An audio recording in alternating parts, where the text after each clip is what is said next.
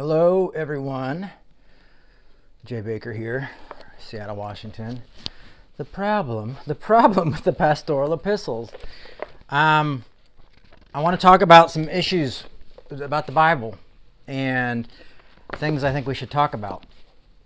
And this is just a vignette. But if you'd like to see more of this or hear more of this, put something in the comments and let me know if you're interested in us taking a little bit further trip down this. But I think there's some very radical, insane questions that haven't been answered yet that we should be talking about. We should be having these discussions, especially in the church, especially people who follow denominations and things like that. I think this is really, really valuable stuff for us to be talking about.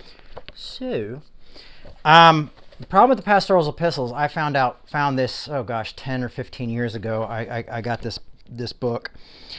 And it was because I was reading another book that was called Forgeries. And it talked about the pastoral epistles being forgeries.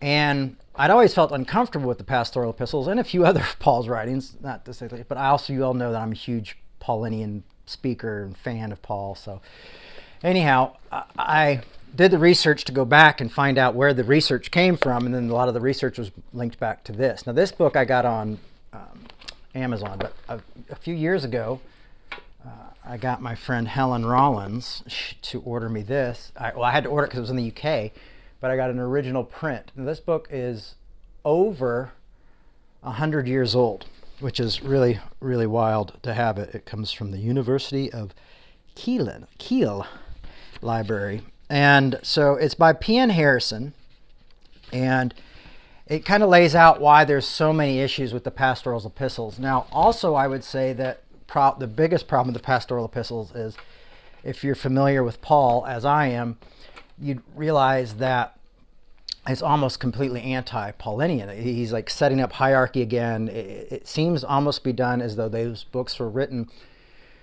way after Paul's life, but to kind of overcorrect Paul, like that Paul preached too much grace, too much compassion, too much of this kind of stuff. So it was kind of to put him back into order. And that's why I really like people like Dan McClellan and his work and what he's doing. And I've actually talked to him about this. He's done a lot of things on the pastoral epistles. And I believe he agrees with my views that they were written to kind of make Paul a little bit more, put Paul in more of a box, more of a conservative type box, and for people to have more control, unfortunately, and to make Paul a little bit more based on the law and setting up hierarchies again. Because, in Galatians, no male, nor female, no Jew, no Gentile. And the reason I bring this up is because it's something I feel like the church doesn't talk a lot about. Now, there's another book we were reading and going through a few weeks ago by a guy named Gary Willis. He's a Catholic, and he was talking, he did a book on Paul, and he talks about how, like, out of the 13 letters attributed to Paul, all of them are not written by him. Matter of fact, he claims that the books that are not written by Paul, there's 1, 2, 3, 4, 5, 6. It's 6 out of the 13 letters are not Paul. Those books, just if you're curious, it has them in different orders, but Colossians and Ephesians, who he says was probably written by followers of Paul. Then there's the Second Thessalonians, not First Thessalonians, but Second Thessalonians. He said a clumsy restatement of a genuine one. And then he goes, and the letters are written in and then the pastoral epistles, which are just clearly not Paul.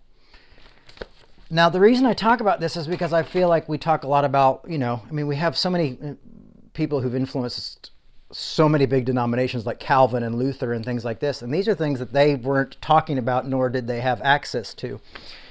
And we have so many like denominations and theologies built on a lot of this stuff, especially, some of the more conservative ones that really do embrace the pastoral epistles and things like that. And I think it's good for us to question what's in the canon and to have these talks. I know a lot of us who are raised in more conservative evangelicals, believe that God just handed us the Bible and it's perfect without fault. And that's not true. And how I got there is because I learned to take the Bible that seriously. And So I studied it that seriously. Now, has it lessened the Bible for me at all? No, not at all. It kind of opens up what the world looked like, what people were trying to react against, and it's still the most vital book in my life.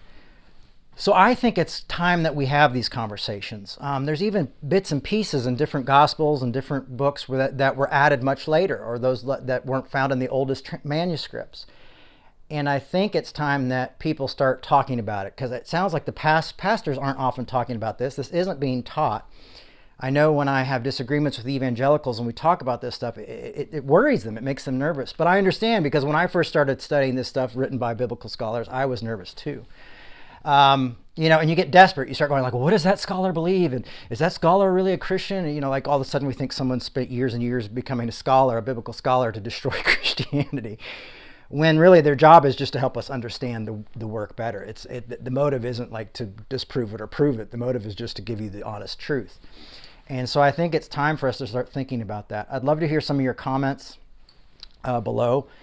I'm sure that this is unnerving for some, but for me, it is something that's very freeing. And the good news continues to be good news and stays good news. And, there's no motive here except trying to embrace the truth and understand the Bible and the collection of books in it much better, and grow in that. And I don't want to follow books that were trying to straighten out an apostle who I think was already great, that he doesn't need to be stifled. And so I think we should be serious about those kind of things and those works in the Bible. So what do you think? We spent 16 weeks going through the scholarship of Galatians at the beginning of this year. And should we do more scholarship? Is this something that interests you? And maybe even if you don't attend Revolution, you attend another community, you could say, hey, this needs to be talked about, because maybe we need to re-examine why we treat each other the way we do, and see if we're reading things and taking them literal when they're not even written by those people, that they're actually forgeries, and that they are the ones whose motives need to be questioned. Not the scholars and not ours, but the motives of those people writing books in other people's names. So there you go.